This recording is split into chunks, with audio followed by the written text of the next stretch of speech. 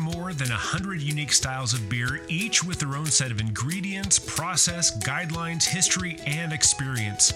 If you're a beer lover, an industry leader, or somewhere in between, a better knowledge of beer style will improve your life and your work. Welcome to A Sense of Beer Style, essential beer style training for those who want to lead in food and beverage. I'm Julia Herz. And I'm Jeremy Storton. We're advanced Cicerones, beer judges, home brewers, and we're excited to guide you through the vast and wonderful world of beer styles. Well, in this Stylecast, Julia, we get to talk about international lagers. We're gonna talk about all three of them: the pale lager, the amber lager, and the dark lager, because they are in a lot of sense they are the same beer, just a slight addition of ingredients and to kind of step up, and we'll talk about that in a minute.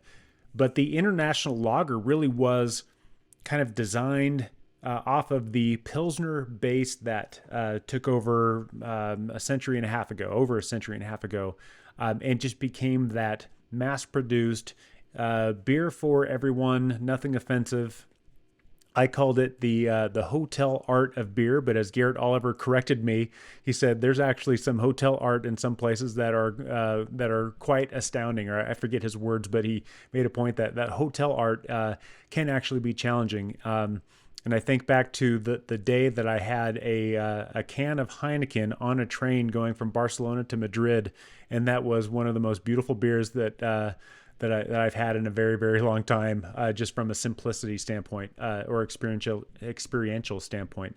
So these beers are not to be dismissed. These are excellent. They're wonderful, and they definitely have a place in my life. But these are the international lagers. Let's talk about what kind of ingredients, Julia. What can you expect in these from a general standpoint? Sure, and to also help set it up international really just means produced worldwide. Yeah. It doesn't have a designation of where it would be produced internationally. Yeah. So anyone's can brew any beer anytime, anywhere, especially for this style. Mm-hmm. So with the three styles under this category of international pale, international amber, and international dark, you do have kind of a varying progression of differences, using international pale kind of as the base to describe what the ingredients are all about. You've got, common 2 or 6 row barley, just like American light lager and American lager. And then from there, you've got the corn or the rice used as an adjunct to also give alcohol and lighten the body, and or sugar deliberately added, believe it or not, as a fermentable.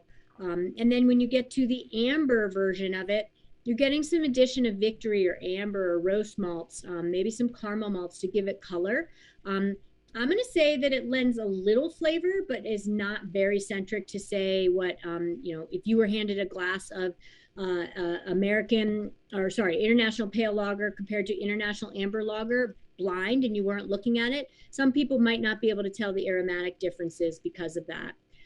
Because of those darker malt additions. And then you've got the dark international lager that takes that 2 and 6 row barley base, corn or rice or sugar added, but you've also got caramel dark roasted malt added to really start to take it to a darker place. And Jeremy's got one of those in his hand. Mm-hmm. And frankly, some of the big boys and girls will add coloring agents to it based on the style guidelines and what's commonly made knowledge within the industry.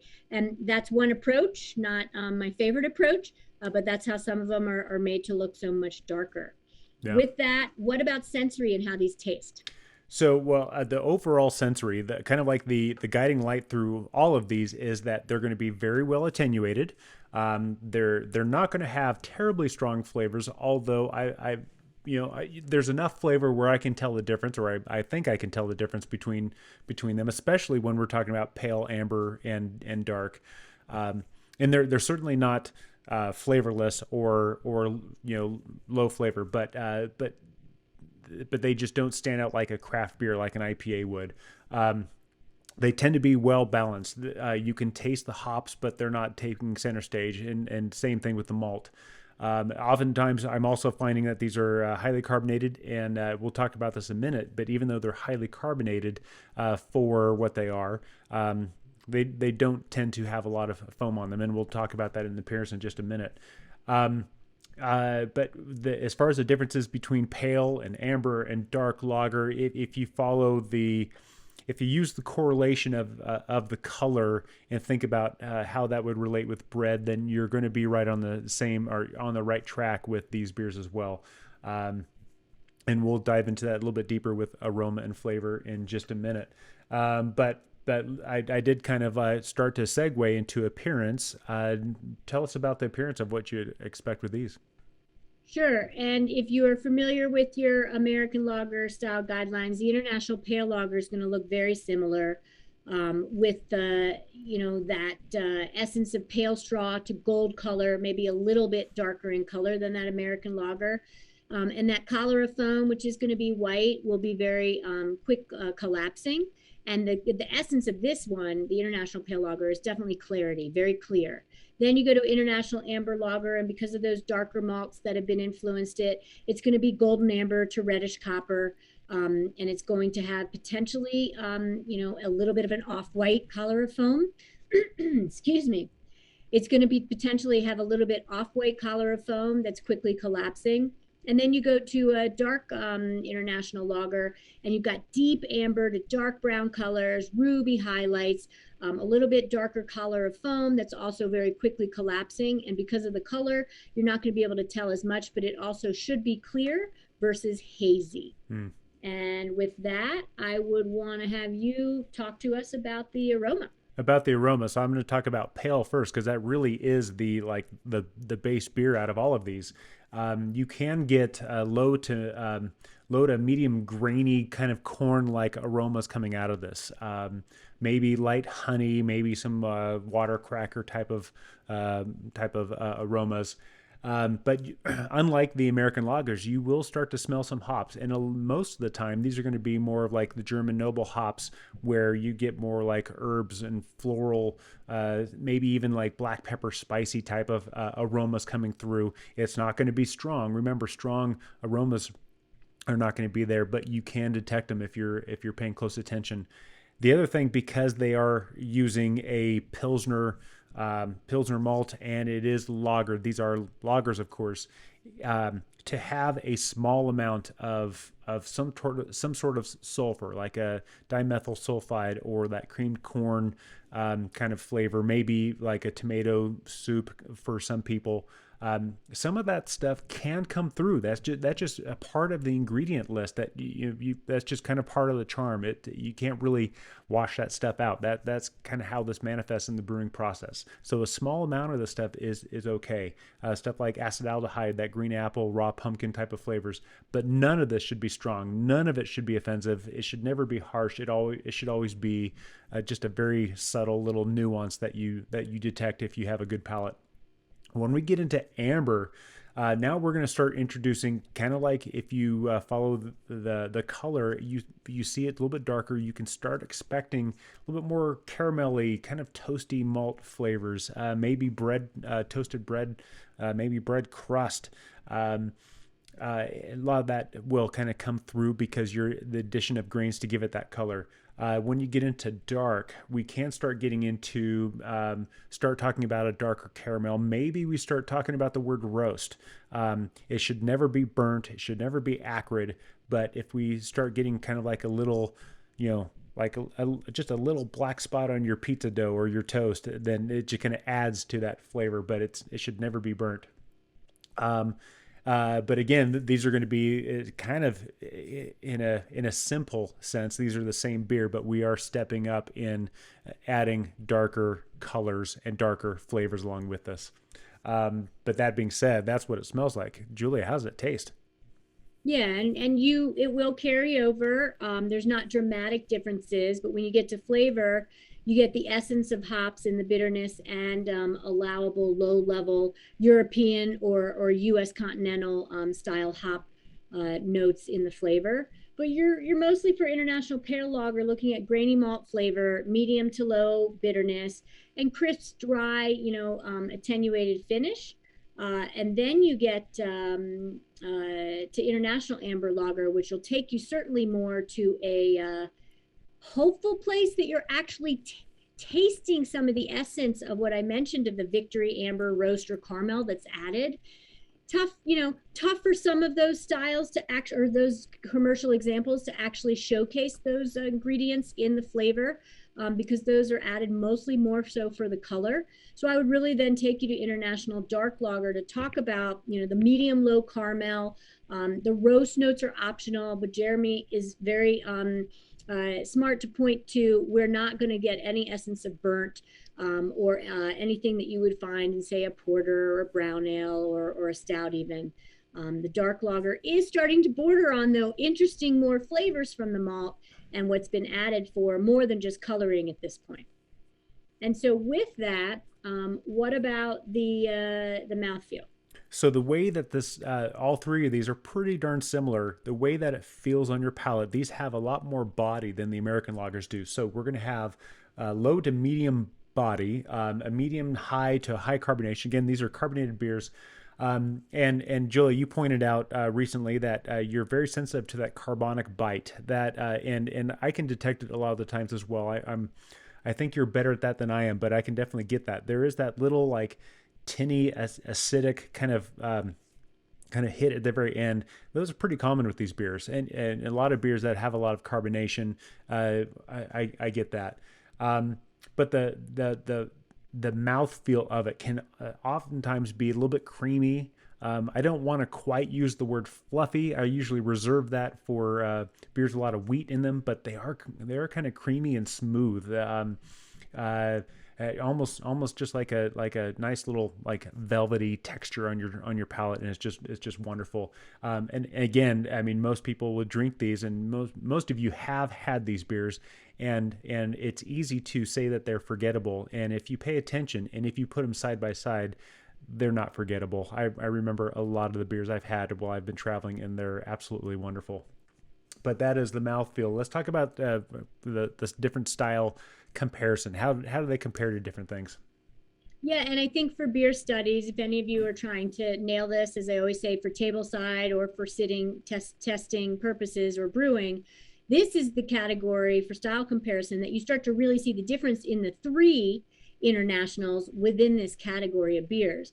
I mean, the style comparison for your basic international pale lager is kind of what you would expect, right? You've got less hoppy and bitter than a German Pils, more filling and satisfying, say, than an American lager, less body and hop character than a Czech premium pale lager, but more robust versions, might actually border on you might think it's a Munich Helles, for example.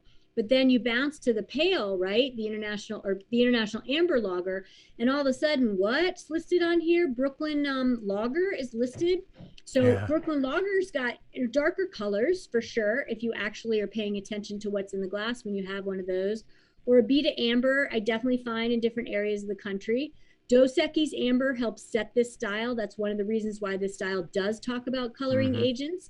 I don't know if they still add, but that kind of got it to be a darker Dos Equis, was just kind of bumping up the color. And then to look at international dark lager, and again, I'm talking about all different types of commercial beers now. Think Dixie Black and Voodoo, think Heineken Dark that you maybe sometimes see, think St. Pauli Girl Special Dark, which my stepmom still drinks today, and she's from Germany, and Shinerbach. So you've got these fun examples that are out there, and even Baltica number 4, which is, really one to seek out and enjoy. And so you've got a big variety of different commercial examples. So thank you for diving into commercial examples as well. I think some of my favorites, that some of them are listed, some are not. But I mean, even though I'm a craft beer professional, I still think, I think about some of the great experiences of my life. Usually go back to Pacifico, Heineken, Red Stripe, and having lived in Oregon for almost 20 years, that Full Sail Session, both light and now I believe they don't make it anymore, but their dark was fantastic when they had it.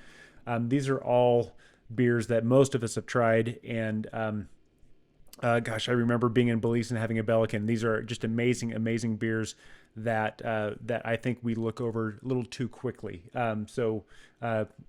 I urge anyone who's studying this and needs to know this to really pay closer attention to how these things are. But that's we are kind of talked about the commercial examples already. Let's see. Let's talk about the beer stats. We need to get into the beer stats. Julia, talk to us about the ABV of these international lagers. Great. Thank you, Jeremy. And really, if you know your style studies and compare this to these international styles to American lager, you're looking at stats that are somewhat similar. For international pale lager, 4.5% alcohol to 6%, as well as for the amber lager. So that's kind of nice. And then that also applies to dark lager. And so the ABV means it's very sessionable, but going up to 6% starts to kind of bump it up to a bigger beer. It really just will vary based on the commercial example that you're drinking. What about international bittering units? Yes, the IBUs. One thing I will say is, especially if you have to memorize these stats for advanced and master Cicerone training, beer judge, whatever you have to study this for, pay attention to this pattern. Look at them all together. When you look at the international pale and international amber on the 2021 BJCP guidelines, they go 4.5 to 6, like you just said, and then the dark dips down a little bit more to 4.2 to 6. But if you have to memorize these within fraction, the way that I did it is I memorized this whole category was 4.4 to 6 or 4.5 to 6. I mean, it was so close that they are pretty much the same. When we get into IBUs, now you notice the patterns again. The international pale, the lighter one of the three, goes from 18 to 25 IBUs. That's just a very narrow margin of bitterness units there. It's really tight specs, but then it opens up with the amber and dark, because granted, those are going to be a little bit more malty with the darkness in there. So you still have the 8 to 25 for the amber, so it drops down a little bit. It can get more malty in that regard, but it's just as can be just as bitter as the pale. But as it gets even darker, it steps down. Again, it's 8 to be malty and 20 IBUs at the top end, because we're really taking that based beer and adding darker colored malts to it. And so pay attention to how this works, and you won't have to memorize numbers. You just know the patterns. But given that, this is where they really differentiate from each other. Talk to us about the SRM, or the standard reference method for color. Sure, and that they do certainly vary. Starting at the pale is 2 to 6, right? Pale yellow to gold.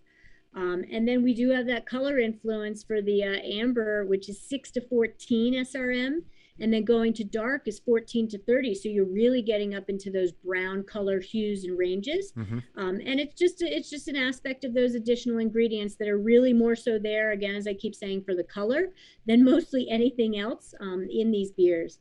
And then we would round it out with final gravity. Yeah, and if I can just jump in there one more time with the SRM, if for those of you who have to study this and know this, the patterns are there. 2 to 6, that's pale to gold.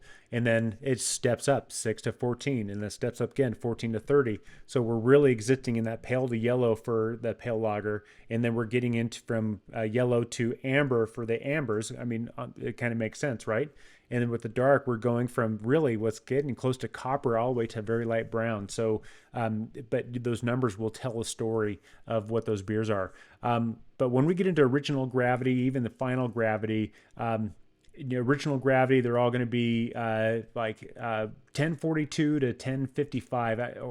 I mean, they're all right in that pocket.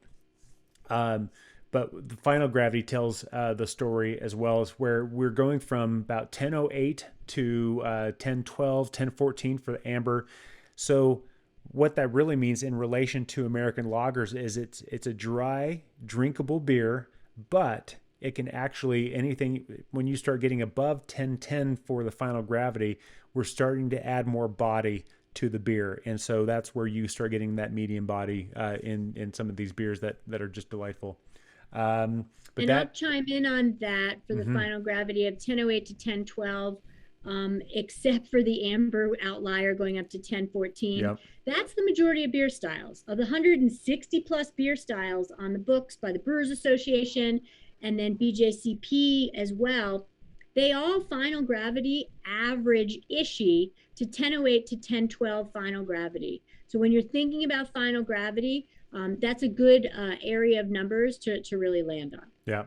And so what type of glass would you expect to see these beers served in on a daily basis? To me, no different. If you're being served in the U.S., Germany is different, but definitely American lager and American light lager, pint glass style service.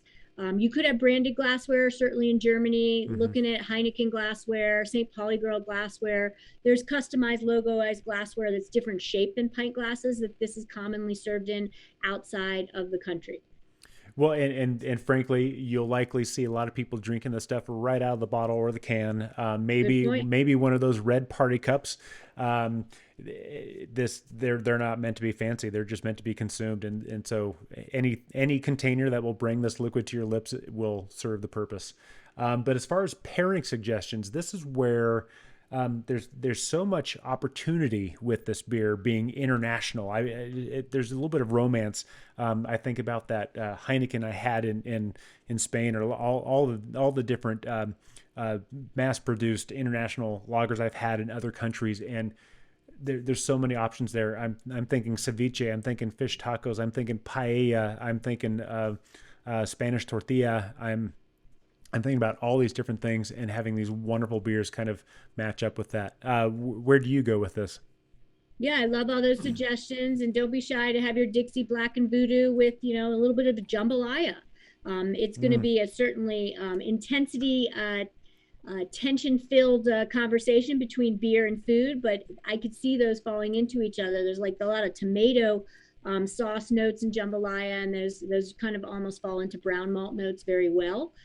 So I would definitely go there. And it's a super light, back to sessionable. So it's nice. You can have 2 or 3 of these and not fill up too much. That's what's nice when you are pairing, because it means you're eating and not just drinking. Yeah. And I would also say, though, whenever you're pairing this, the warmer these beers get, the less pleasing they are. So 38-degree Fahrenheit temperature would be the emphasis, and that's the calibrated refrigerator temperature, as we've talked about in previous episodes, and also the temperature that most draft lines are calibrated to serve at. So you want it cold and refreshing. The warmer it gets, the less pleasing, flabby, flat, watery, and contrived taste of corn and caramel malt these beers start to taste.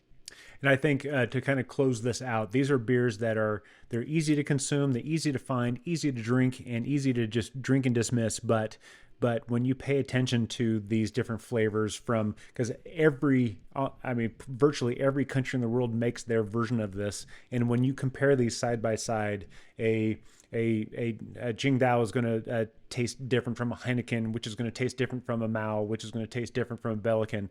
It's kind of the fun thing to, if you want to just drink them and forget about them and move on, you certainly can. If you want to drink them and enjoy them and think about them, you certainly can as well. So it's kind of a fun thing to play with. But let's close this out. Make sure you listen to the prepisodes and listen to the rest of the Stylecast that we have going. As always, thank you to my partner Julia, and everything you want to add, Julia? Just there you have it for international lager. There is a strata of differences between pale, amber, and dark. Don't be shy to get to know them as you work your way through your beer studies, and good beers to everyone. Cheers. Thank you for listening to A Sense of Beer Style, the essential beer style training for those who want to lead in food and beverage. With advanced Cicerones, me, Julia, and me, Jeremy. Tune into the next episode as we continue exploring the world of beer styles and what to make of them. We encourage you to listen to the prepisodes to build your foundation and better understand beer styles. And before the next episode, I'd like to ask you to review the show and let us know what you'd like featured in upcoming episodes. Until next time, here's to you and your sense of beer style. Thank you for listening. Cheers.